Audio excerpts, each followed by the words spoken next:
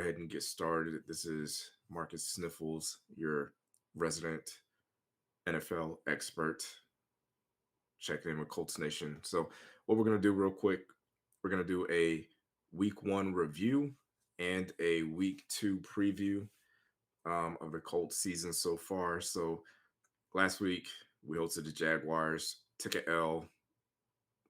Was a 20, I think it was 21-31. I think I can't remember the exact score. Maybe I should do a little bit more research when I come and do this. But either way, the Colts took an L, and I had a couple of observations from that game. So the first thing that kind of stood out was Anthony Richardson and Shane Steichen are both rookies.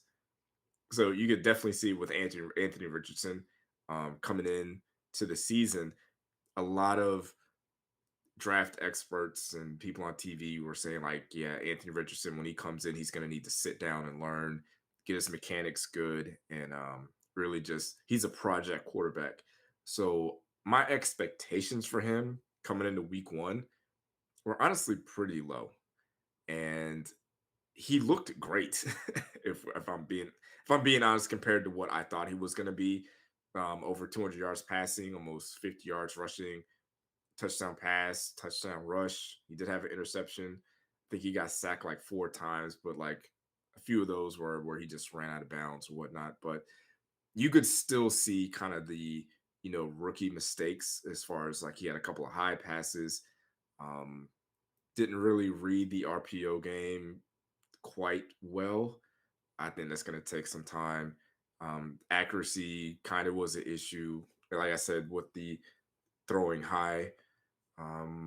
What else? Oh, the running, how he runs the ball. So in the beginning, if he's near the sidelines, he's going to get out of bounds. But as we saw towards the end of the game, he's going to try to make a play. And getting hit in the NFL is a lot different than getting hit in college. Because yeah, he's a big guy, but the linebackers are big also. The defensive linemen are big also, and they're fast. And speaking of fast, Anthony Richardson, a lot faster than I thought he was. Like, I know he's a big guy. I know he had speed and could run, but he looks really fast, and he is going to be a handful to take down when he's in the open field.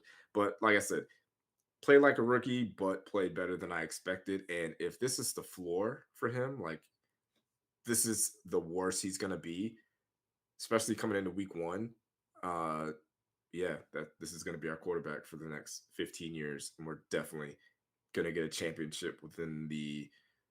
Okay, let me slow down.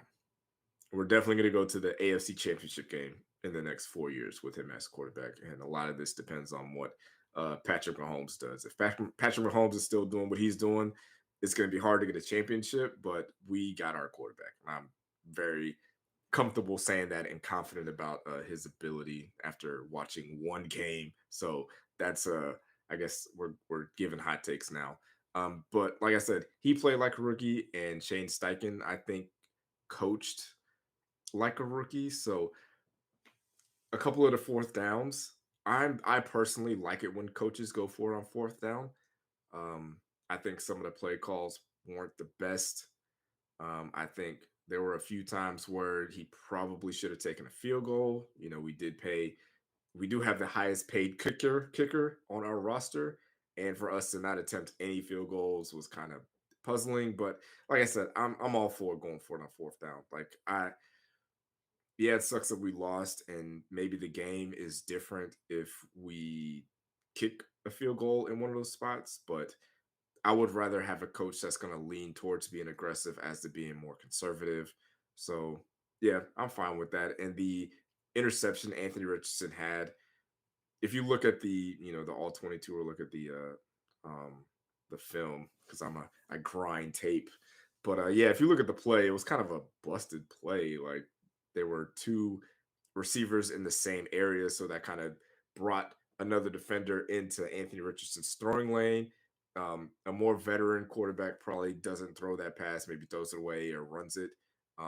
Rookie quarterback's going to try to make that throw, turns into a turnover. I mean, it happens. Like I expected, honestly, Anthony Richardson to have way more interceptions. If you look back, Peyton Manning, I think in his first game had 3 interceptions. Andrew Luck in his first game had 3 interceptions.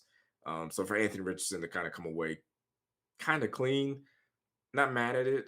What I would like to see from Shane Steichen and Anthony Richardson going forward is for them to kind of show off that arm. There was a lot of, if you look at the passing chart for Anthony Richardson, most of his completions were to the right side of the field. Not a lot of deep passes, not a lot of deep shots, not a lot of attempts. I think I would like to see him and Alec Pierce kind of. I'm not saying they got to connect on it, but I would like that to be an option. I would like for defenses to know, like, hey, we have to be prepared for that and we got to play that because he's going to make some of those throws. So I think Anthony Richardson just needs to trust the offense, trust his arm, trust what he sees, and make some plays with his arms deep downfield. He's got to trust his receivers. I think him and Josh Downs are going to be a very special duo. Like obviously they didn't tear it up today or Sunday with their stats, but I think for the next 10 years they're going to be as good as a dynamic quarterback wide receiver duo as there is in the NFL. Anything else? So that was a game that we could have won for sure. The punt return, if you look at the win probability charts, we had like I think like a 75% chance of winning that game, and then after that punt return, it went completely in the toilet. So you know, like I said, I'm not too concerned about the record for this year. I just want the team to compete, and I want Anthony Richardson to improve as the year goes on. So I think that was a win that we could have had, and it would have been nice to get that. And I would probably place, if I had to place blame on anybody, that like that punt return killed us. Like Hey, just a friendly reminder to like the video. To like the video. they flipped the field and they got in crazy field position. Something else that I noticed about the game against the Jaguars, uh, Zaire Franklin is the best linebacker on the team now, and I maybe it's Leonard needs some time to kind of get back into the groove of things, but for my money right now, Zaire Franklin, he just made all the plays. He made as many plays as you can. He had that heads up play on the fumble, which was a play that you rarely see, especially in the NFL. Like most NFL players kind of have their heads up and they kind of know what's going on. But for him to kind of always be attacking the ball and going for it, making plays, he was all over the field making tackles. Like I think there's a possibility that by the end of the season, there's a strong case that the Colts have a top 5 linebacker crew because EJ Speed is out there killing it too. Like he made hella plays. So if I'm looking at my defense and Shaquille Leonard is my third best linebacker, I'm feeling great about my defense. Like the D line did what they were supposed to do. I felt like the DBs did okay. Like I'm not super mad about just or Trevor Lawrence and Calvin Ridley doing what they were doing. It's not because I have bets on what they were doing in their offense. Shout out to Isaiah Rodgers. But yeah, I feel like our defensive backs did the best they could, especially the cornerbacks. For my money, Trevor Lawrence is a top 5 quarterback, and he's just going to make certain throws that you can't do nothing about. Like that's what elite guys do. That's what top guys do, and there's not much you can do about it when they're on. When those top quarterbacks are on, don't matter what kind of coverage you got. Sometimes you're just going to make those plays. So you just kind of got to live with those, and they'll learn from that. And as long as by the end of the season, the defense is improved in the secondary, I'm fine with it. I it's hard for me to think about week one and have a lot of complaints and issues. I think another person that probably feels great about the week one performance is Jonathan Taylor. Like we could really use that guy. So hopefully he's healed up by week four and he can come through and show us what he's got. Like he's if he can be what he was 2 years ago, then this offense can go to another level because the running game wasn't great. If I had to, pick something that wasn't great about the performance last week. So going into week two, I kind of already spoke about this. Going into Houston, I would like Anthony Richardson to take a couple of deep shots. Shots. I would like Shane Steichen to call some deep throws. I'd like to see Alec Pierce get some opportunities. The Colts have a history of having a wide receiver, specifically T.Y. Hilton, going crazy. in Houston. So if I had to put my money on a wide receiver to kind of be that guy and embody the spirit of the ghost, I'm honestly putting my money on Josh Downs. I think Josh Downs can be the guy to attack the middle, make get a lot of yak and make big plays. I think he might have the best hands on the team. Like he catches everything. So I'm a big fan of Josh Downs and Anthony Richardson. I want those guys to be the next Andrew Luck and T.Y. Hilton, or Peyton and Reggie Marv. So that's what I'm looking for on Sunday. Something else. Can the O line improve the run game? I feel like they did a pretty decent job pass blocking last week. The run game was terrible. So I would like to see if they could do a better job run blocking. And Zach Moss should be playing last I saw. So it would be great to get a different running back in there that's not going to fumble the ball crazy. So I think this is the week that we get our first win. We're going to be 1-1 after today's game. We should. I think it's going to be frustrating as the year goes on because we need to win the games that we should win, and I think that Jaguars game was the game that we had control over, and we kind of just lost it, whatever. But we're going to be 1-1. I don't think the Texans are a good team. I'm very interested to watch C.J. Stroud, the number 2 pick in the draft.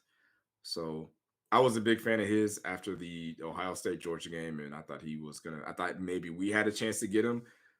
So there's a lot of there's a possibility that the AFC South, as far as quarterbacks, could possibly be the cream of the crop in about 5 years with Trevor Lawrence, CJ Stroud, and Anthony Richardson, if all three of those guys continue to move up the way we think they're going to do. So I'll say for my prediction score wise, I'm going to say the Colts put up, I'm going to say 27 points, and we hold the Texans to 14 points. So I think going into the half it'll be pretty close, but then they'll pull off in the second half. One thing kind of outside of the actual game, kind of curious to see if Zaire Franklin is going to do his podcast anymore. Like he was doing a podcast in the off season, like during the preseason, during training camp, and after week one, there was no podcast. So I'm kind of curious as to what's going on with that. I'm hoping it's not a thing where it's because we lost, he didn't feel like doing it, because it's kind of lame in my opinion. Like if you're only going to do your podcast after wins, and I'm kind of going to tap out on listening to that because it's not real or authentic. Another thing that I kind of found interesting was Andrew Luck has made his return back to football, and he's coaching high school in California. I think he moved up to like offensive coordinator or quarterback coach or something like that. There was an article I saw online that kind of detailed what he's been doing, and I don't know, man. I know a lot of Colts fans feel a certain way about Andrew Luck. I get it, man. That man took a beating over here behind no offensive line and no running games, and he did the best that he could. He tried his best, but man, some of those hits were insane. And I'm not mad at him for leaving, taking his money and being like, you know what, I'm not doing this anymore. Like I can't live like this anymore. And I'm not one of those people that's, upset about when players either retire early or try to leave the team or try to get money, because he still has to live the rest of his life. And I think he's only 32, so he's still incredibly young. And for him to put himself and his family first over football, I'm not gonna kill him for that, because I think he's got 2 kids, and you want to be able to live a somewhat good and healthy life for those kids and your family. So I'm not gonna shit on Andrew Luck. So I wish him the best. I would like to see him back in the NFL, if it is as like a coach or consultant or something, because I think he's one of the more smarter football minds out there, or smart minds in general. So either way, like I said, I think the Colts win it today. And if you made it this far in the video, be sure to like the video. If you're watching this video and you haven't subscribed, you should definitely subscribe to this channel, because as you can tell, I'm one of the more smarter NFL analysis analyst, definitely one of the smarter analysts on YouTube when it comes to Colts content. So whatever you're looking for Colts wise, I got you. So hit that like button, subscribe, helps the algorithm, and it It helps me out, helps the channel out, and I appreciate it. So, like I said, guaranteed dub today. Go Colts. Thank you for watching the video. If you've made it this far, drop a like, subscribe so you don't miss any videos like this one.